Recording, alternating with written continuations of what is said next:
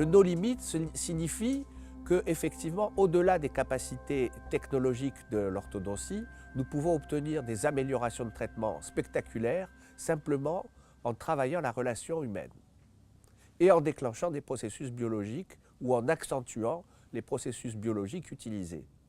Mais en contrepartie, il y a no limit, NOS, qui fait qu'effectivement la psychologie peut poser problème, peut être un frein au traitement. Alors dans quelle mesure la psychologie peut-elle être une limite à nos traitements? Eh bien, c'est lorsqu'on a affaire à des patients qui présentent des psychopathologies.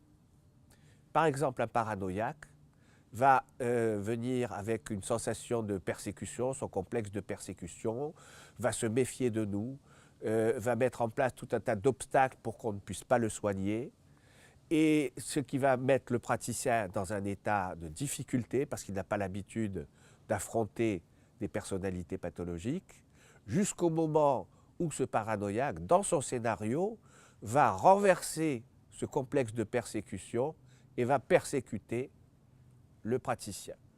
Et là, on va rentrer dans des difficultés importantes.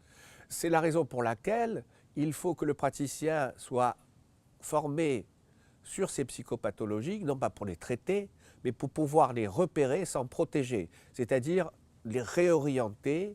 L'idéal, bien sûr, c'est de ne pas abandonner le patient dans son traitement dentaire, mais de l'orienter vers une équipe hospitalière où là, en termes d'équipe, on peut faire venir un psychologue, il y a des moyens qui sont utilisables beaucoup plus facilement que dans un cabinet libéral où on est tout seul. Voilà. Deuxième pathologie, par exemple, c'est l'hystérie. La personne hystérique, c'est une personne qui va utiliser son corps pour exprimer son angoisse.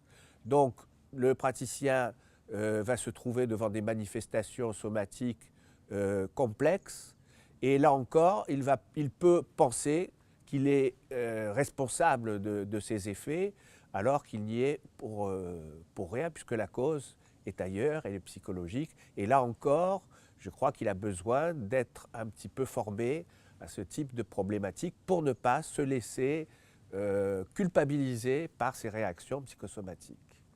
La psychologie médicale, c'est quelque chose qui n'était pas envisagé pendant des années parce que l'université nous a formés sur des techniques, mais que cette psychologie médicale, maintenant, est en train de s'épanouir.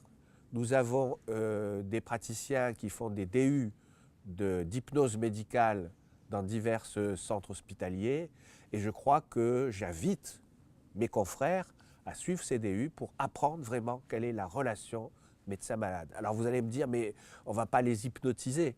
En réalité, non. On va les hypnotiser si on a besoin de faire une intervention chirurgicale pour utiliser le minimum de produits.